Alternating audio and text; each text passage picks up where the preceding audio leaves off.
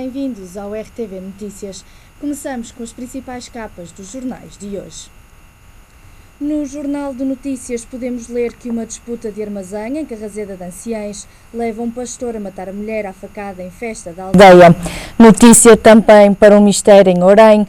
Mãe de 67 anos e filha de 40, encontradas mortas no fundo de um poço. Destaque para a descida da taxa de desemprego. Podemos ler que 90 mil empregos, dos quais 26 na função pública, foram criados no segundo trimestre. O título em destaque vai para a ordem que denuncia urgência fora de lei. Em causa está a segurança dos doentes. O destaque fotográfico vai para o caso BES, onde podemos ler que no resgate do BES o governo está a enganar os portugueses. São estes então os principais destaques do Jornal de Notícias. Passamos ao Jornal Público. O título em destaque vai para a providência cautelar, que está contra o fecho de tribunais, rejeitada pelo Supremo. Com esta decisão, que é a primeira da Justiça relativa ao novo mapa judiciário, começa a cair por terra esperança de sucesso de outras ações anunciadas por dezenas de municípios afetados. O destaque fotográfico vai para o surto de ébola que alastra em África. Português viajou da Libéria para Lisboa sem perguntas sobre o vírus. Notícia também para os investidores que podem responsabilizar bancos no caso BES. O desemprego desce, mas o de longa duração resiste. E podemos ler ainda que está a ser mais difícil fazer sair do país a arte contemporânea.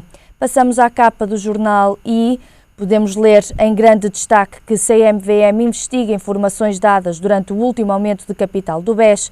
Regulador limita operações da seguradora com o Grupo Espírito Santo. O representante do Crédito Agrícola na administração do BES não deu por nada. Bancos não querem dar ao novo banco, querem emprestar.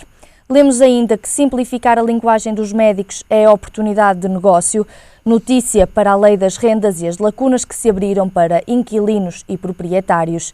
E ainda notícia para a EML, foi trocar moedas e levou com multa. Provedor quer acabar com isso. Passamos à economia com o Jornal de Negócios. Destaque para o novo banco com travão nos juros. O novo bando, liderado por Vítor Bento, perde 20% dos ativos face ao antigo BES. Destaque ainda para as ajudas à banca, que já explicam 21% da subida da dívida pública. Portugal é o quarto país europeu que mais gastou com a banca. O resgate ao BES reduziu a almofada financeira pós-troika para quase metade. Passamos ao desporto com o jornal O Jogo. Sporting recusou 12 milhões por Rogo, mas os dirigentes do Southampton estão em Lisboa para mais uma investida. O título e a fotografia em destaque vai para Raúl Jiménez, que já pede aos adeptos que compreendam a saída, mas América quer mais dinheiro. Destaque ainda para Quintero, que está na direita para ficar no Benfica. No Benfica, podemos ler que é desta que há guarda-redes. O alemão custa 3 milhões e deve assinar por 6 anos. E Jesus ensaia Supertaça com Enzo no 11. São estas então as principais capas do jornal de hoje. Passamos às principais notícias. Segundo a Autoridade Nacional de Segurança Rodoviária, o registro de mortos a 30 dias em consequência de acidentes rodoviários ocorridos durante 2013 fixou-se em 637, menos 81 comparativamente com o ano anterior. Na apresentação do relatório de sinistralidade rodoviária 2013, vítimas a 30 dias, a Autoridade Nacional de Segurança Rodoviária revelou que o índice de vítimas mortais no ano passado decresceu 11,13% relativamente a 2012. O secretário de Estado da Administração Interna, João Almeida, sublinhou que na última década Portugal decresceu significativamente o número de mortes nas estradas portuguesas. João Almeida ressalvou ainda a importância de uma série de políticas públicas e práticas para a redução das vítimas mortais em resultado de acidentes rodoviários e acrescentou que também as campanhas, muitas delas associando entidades privadas e o trabalho das forças de segurança, contribuíram para a evolução positiva que se tem vindo a registrar.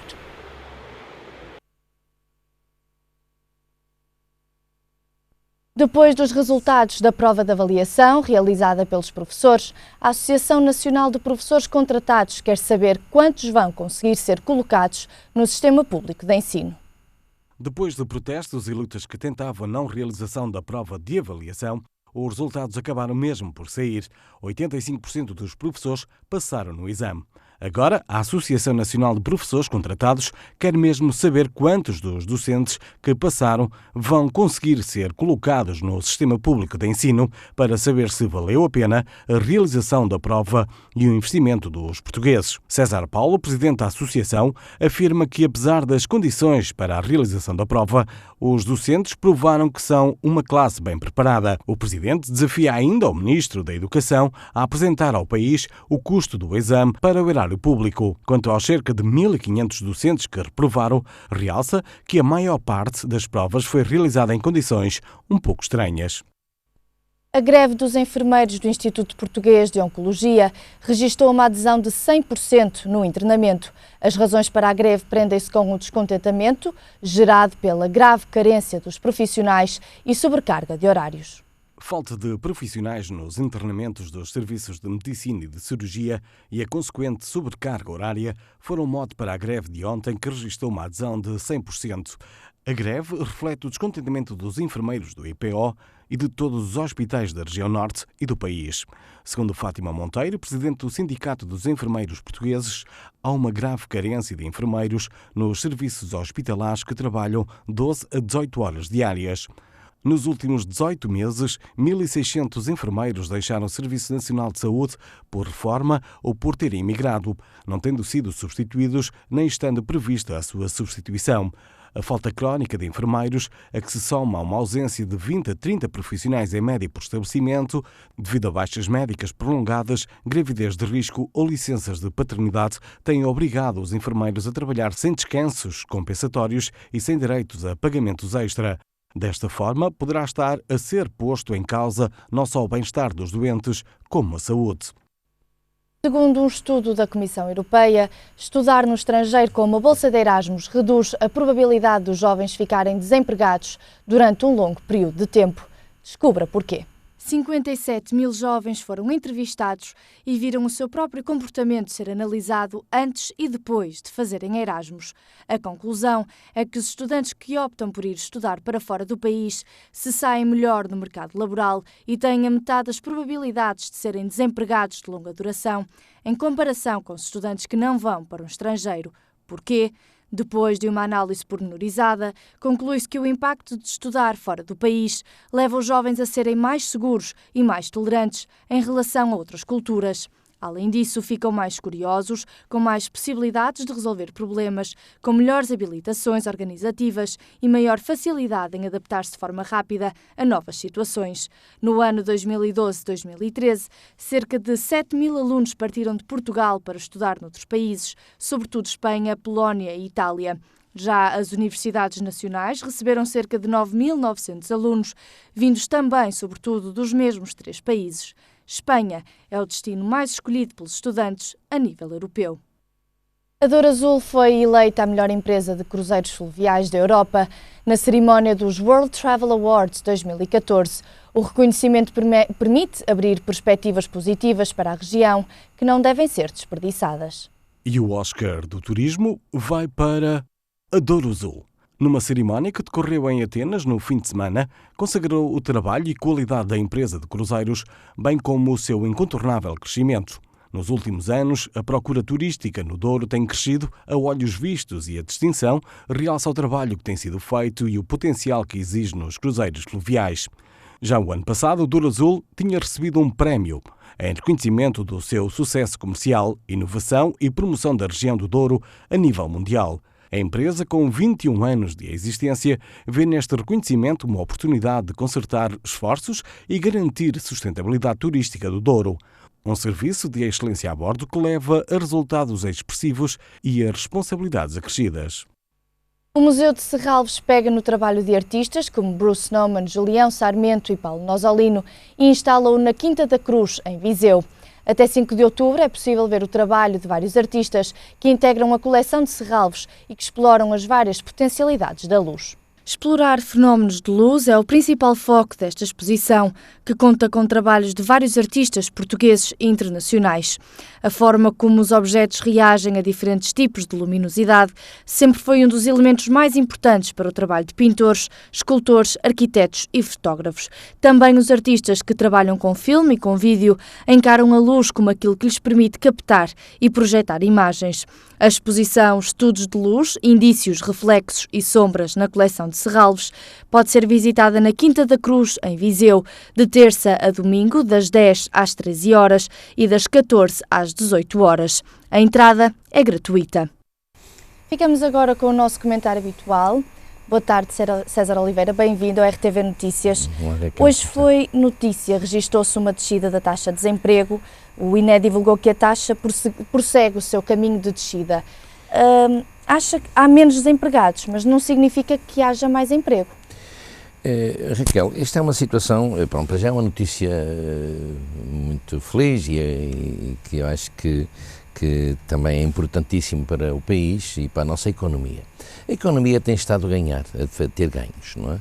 Com o aumento das exportações, com as qualificações dos nossos produtos, digamos, com busca de mercados externos diferenciados daqueles que eram habituais, e isso tem naturalmente resultado num aumento de oportunidades de trabalho, não é? Portanto, recorde-se que o ano passado, por esta altura, nós tínhamos quase 17%. Estamos abaixo dos 14% agora. Estamos agora abaixo dos 14%, é discutível se é 14% ou se é 13,9%, enfim, à volta dos 14%. Isto é uma medida, digamos, uma notícia fantástica que nós devemos ficar todos contentes, os portugueses devem ficar contentes por isso, e até porque, mais que isso, aquilo que é, digamos, não direi agressividade, mas a qualificação das nossas empresas nos produtos e a busca dos tais novos mercados, de alguma forma vão potenciar ainda mais esta redução do emprego. Há aqui uma questão que é sempre, tem uma discussão que é importante nós aqui referirmos neste comentário. São mais 90 mil postos de trabalho e, digamos, há quem discuta se foram 90 mil, se são 90 mil reais ou não reais. É evidente que sempre foi assim ajuizado, embora agora, neste momento, há de facto o recurso e que contam para estas percentagens os trabalhos temporários, os que não têm o full de horários, os que eventualmente estão até em alguns casos em formação. Há sempre uma população que é um pouco flutuante em função das oportunidades e daquilo que é o emprego ativo, real, não é?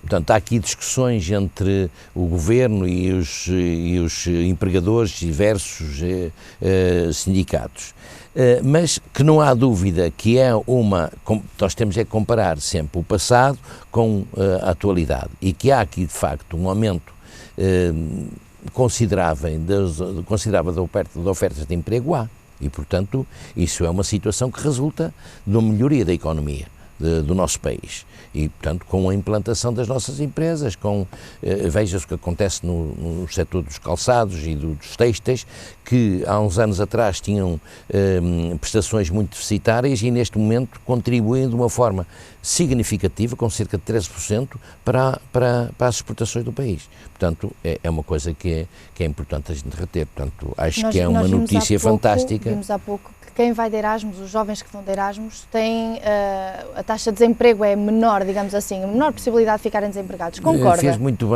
muito bem em chamar isso, até passou essa peça, e eu pessoalmente concordo em absoluto.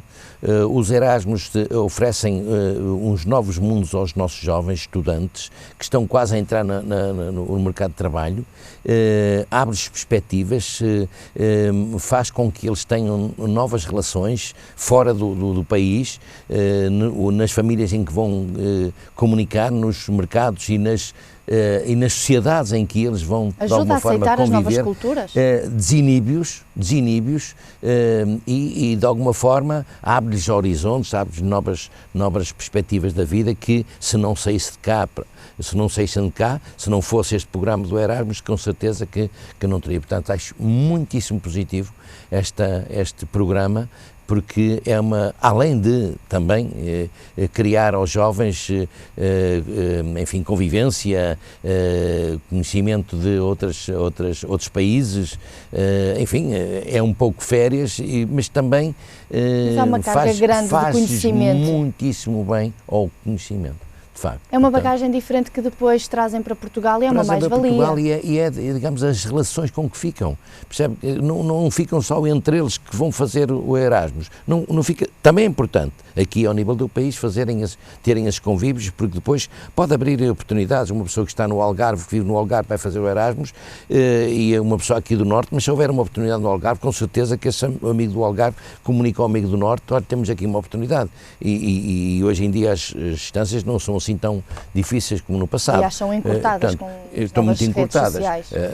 E fora do país, então ainda melhor, porque se abre, vão estar em casas até de famílias, pessoas que são empresárias ou que têm relações com empresários, e abre muitas perspectivas. Eu pessoalmente acho muito positivo este programa e contribui também, vai contribuir, é um pequeno condimento a contribuir para este grande objetivo da diminuição da taxa de desemprego, que nós há 2 anos atrás, ou o quê, nós estávamos muito pesarosos porque não sabíamos onde é que íamos chegar.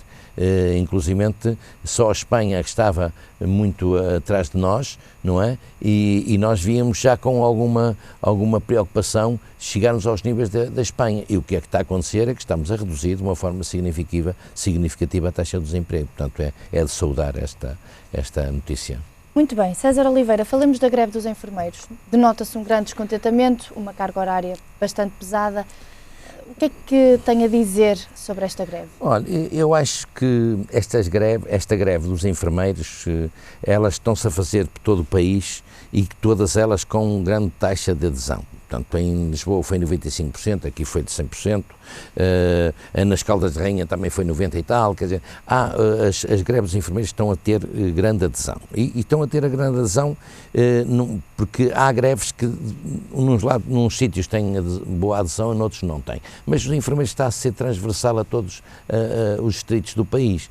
Isto quer dizer o seguinte, é que há razões para a greve dos enfermeiros. Do lado do Estado, é a preocupação de conter os custos, não é? Quanto menos pessoas tiverem, menos custo ao Estado. Quanto mais horas as pessoas trabalharem, menos custo ao Estado, menos pessoas têm que contratar. E é o que está aqui em discussão. O que está aqui em discussão é que a carga horária, normalmente, dos enfermeiros aumentou substancialmente. E muitos deles sem direito a pagamento de horas extraordinárias. E sem descanso.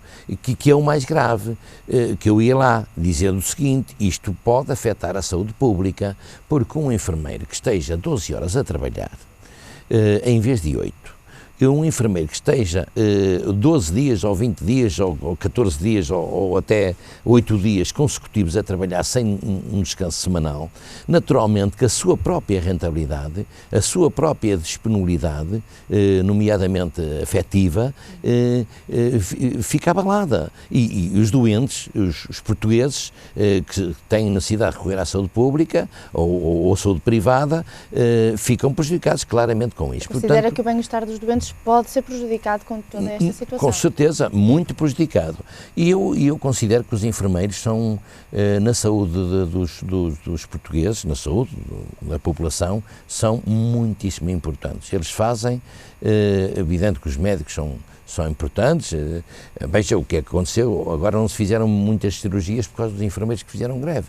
Não, os enfermeiros, além depois nos tratamentos e pós-operatórios e não sei quanto, são muitíssimo importantes. É uma classe que é muitas vezes se quiser, pouco valorizada em relação à relevância que eles têm no contexto da saúde dos portugueses. E, portanto, eu acho, se calhar, a minha voz não chegará, mas vou dizer a mesma, era um apelo veemente ao Governo para que possa olhar de uma forma diferente para esta classe, não só por ser uma classe, mas para que eles possam ter condições para uma maior eficácia, ainda mais que a que têm, que já têm muita, uma maior eficácia. Portanto, acho que não vale tudo para reduzir custos, não vale tudo. E o que se prende com a saúde dos portugueses não vale mesmo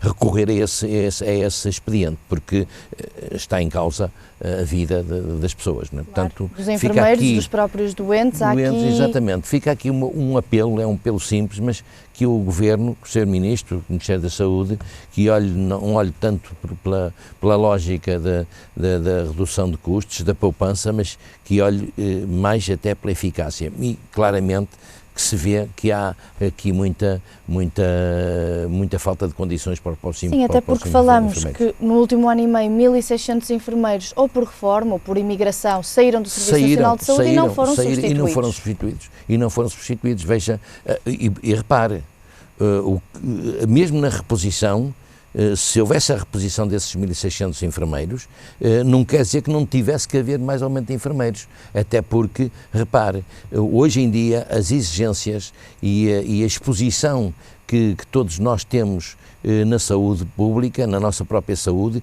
exige cada vez mais atenção dos profissionais de saúde e do Ministério da Saúde para combater os malefícios que nós estamos sujeitos todos os dias.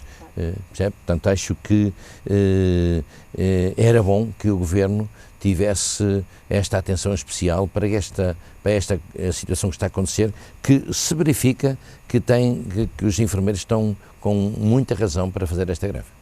Bem, foram conhecidos os resultados da prova de avaliação dos docentes, chumbaram 15% dos 10.200 que a realizaram.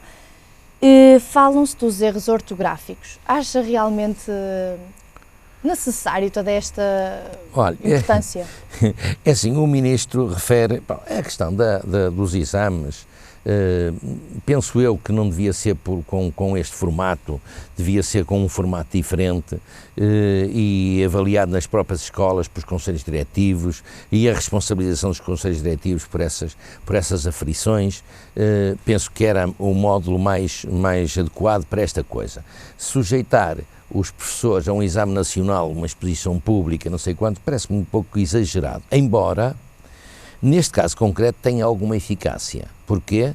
Porque também sabemos, e já falámos isto noutras peças aqui, também sabemos que há muitas pessoas que só são professores porque não têm outra hipótese de emprego. E vão para professores porque têm classificação académica para ir para professores, mas não têm, se calhar, características para poder ser professor, e daí que os alunos também ficam prejudicados por isso. Portanto, é preciso haver aqui algum caldeamento da frição dos níveis de competência para isto, até porque, repare, há 47% das pessoas que não estão satisfeitos com a sua profissão, e só estão lá porque são desde logo.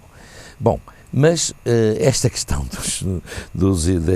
desta taxa, é evidente que há que ver como é que foi a prova, não é? Porque 63% em média de classificação para os professores é pouco mais de 3, qualquer coisa de pontuação, não é? De 1 a 5, não é? Portanto, não é assim uma boa nota. Mas esta questão dos erros ortográficos, o Ministro diz, então, uma lógica, que um professor tem que saber dominar bem o português, um professor qualquer de outra disciplina tem que dominar bem o português, como todos nós devemos dominar o mais possível o português. Mas repare-se, depois de uma mudança de acordo ortográfico recente, ainda como muito recente, em que uns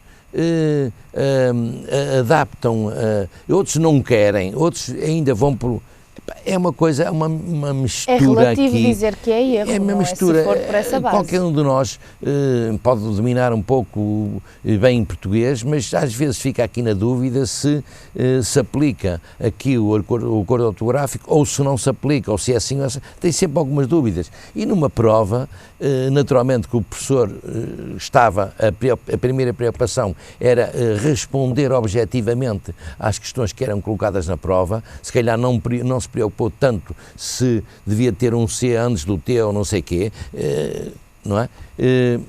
Não considero que seja muito relevante. Há que ter atenção a isso, até porque temos os alunos lá fora, eles têm os alunos lá fora e têm que ensinar bem, não é? Há que ter atenção a isso, mas não me parece assim muito relevante para que os próprios, o Ministério esteja agora a evidenciar essa questão e tentar, de alguma forma,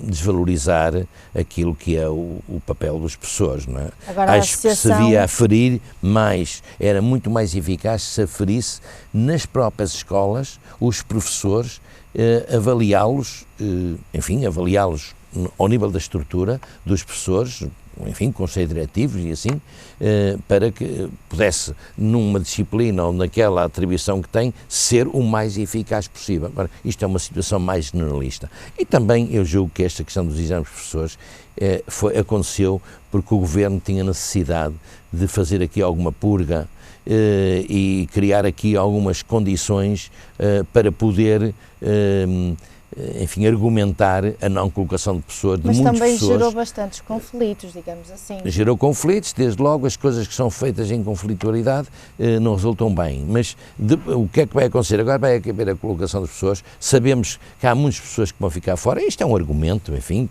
para fazer alguma seleção, mas pronto, talvez não se deva dar a dimensão que o Governo está a dar e também de alguma forma por parte das pessoas deveria haver um pouco mais a preocupação em que gostem da sua própria profissão. Agora é esperar para ver quantos dos docentes que passaram, quantos é que vão realmente ser colocados no sistema público de ensino. Bom, pela avaliação tinham que ser colocados 86%, não é? 86% é muito, não é? Portanto, muito obrigada. César Oliveira, até para a semana e boa tarde. Ficamos agora com o estado do tempo para amanhã. A chuva regressa ao litoral do país, já no resto do continente é esperado céu limpo. No Porto, a temperatura máxima chegará aos 23 graus e a mínima aos 19. Em Lisboa, a temperatura máxima chegará aos 27 graus e a mínima aos 19. Em Faro, a temperatura máxima chegará aos 32 graus e a mínima aos 21. Está bom para quem está de férias no sul do país. É tudo por agora, a informação regressa mais logo. Até lá, fique bem.